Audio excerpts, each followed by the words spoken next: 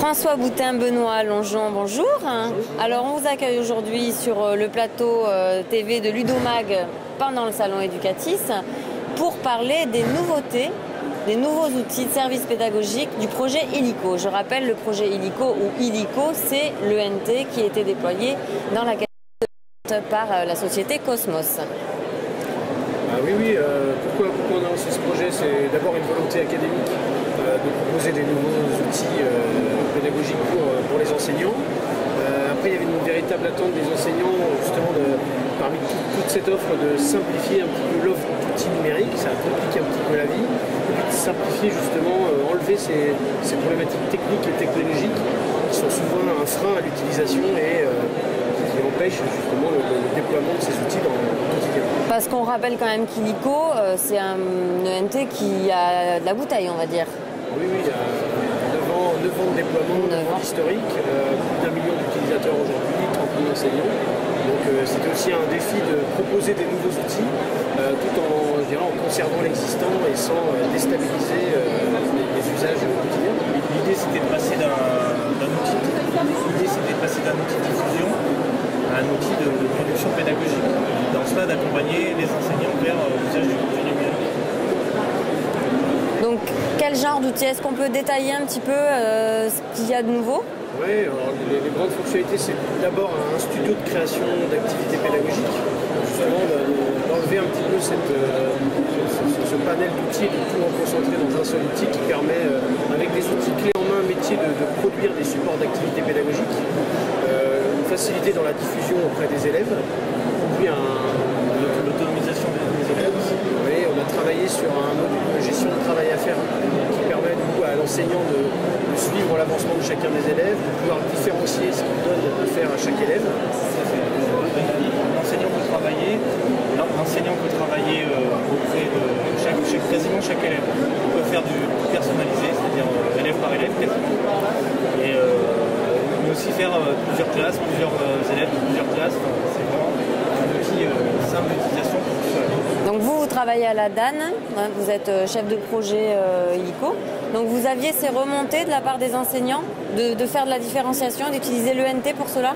On n'a pas forcément les remontées, mais c'est vrai qu'on est quand même à la croisée des chemins, si j'ose dire, entre justement ce numérique et les attentes pédagogiques vis-à-vis de ces outils.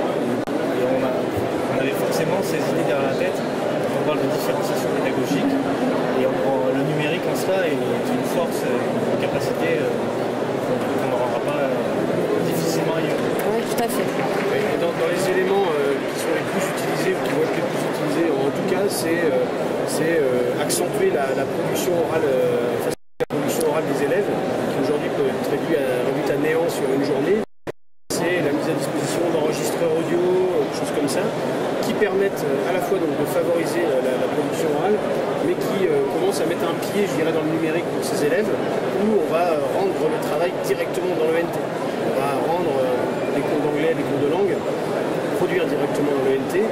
Pareil pour la production écrite. Et donc, quand on parlait de lever les freins techniques et technologiques, beaucoup d'enseignants ont subi ou ont vécu, je dirais, une expérience où le frein technologique est une épreuve. Ou alors multiplier les outils et voilà, on ne sait plus trop où donner de la tête. Voilà, donc là c'est plutôt enlever des fonctionnalités et par contre celles qui restent, on les simplifie et elles répondent à un besoin élémentaire.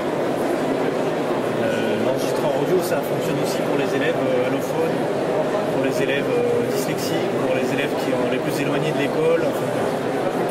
Donc ça a démarré déjà depuis la rentrée dernière, les nouveautés dont on parle? Les nouveautés dont on parle, en fait, elles ont été lancées le 3 novembre, à la rentrée des vacances d'automne. Donc on attend 2018 pour la mise en place et regarder un petit peu comment ça fonctionne et les attentes des enseignants, si elles ont été respectées et tout ça? Alors, ouais. Oui, en plus, il y a une démarche, ça fait 1 an qu'on travaille sur le sujet, oui. Une dizaine d'ateliers amont avec des enseignants, des experts, une approche où on a voulu laisser de côté les experts, désolé, mais c'est vrai qu'on avait plutôt cette envie de répondre à 80% de la population, enfin des enseignants, plutôt que les 20% d'experts.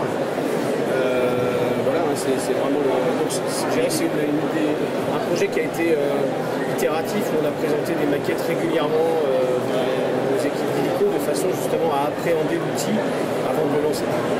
L'idée aussi, c'est que nous, du côté rectorat, on travaille en collaboration sur ça. On a aussi accompagné l'arrivée de ces outils avec de la formation, on a présenté au collège des inspecteurs, enfin vraiment, on a présenté à tout le monde ces nouveautés pédagogiques pour que justement, y compris l'écosystème puisse accueillir ces nouveautés de manière la plus ouverte possible. Ouais, pour une fois, c'est un projet, je dirais, informatique qui ne s'est pas limité juste à la conception et la réalisation d'un outil, mais on a essayé, en tout cas, de mettre l'accent sur cette communication et ce déploiement du service en termes d'accompagnement. Donc ça va on parlait des collèges d'inspecteurs qui doivent s'emparer de l'outil en termes de prospection, d'explication, d'intégration, jusqu'à des tutoriels pour comprendre et puis des dispositifs de formation là, pour apprendre comment se servir de l'outil. Normalement, c'est un outil qui ne nécessitera pas de formation, puisque c'est intuitif. Intuitif. Ouais, on a dans la fabrication et dans la prise en main, on a volontairement jamais formé les équipes de rectorat pour voir si, comme quand je vais sur un site marchand, j'ai pas de formation, bah là ça devrait être le même fonctionnement. Pareil dans les élèves. En tout cas, c'est ce qu'on a essayé de faire. Bon, bonne chance alors. Merci.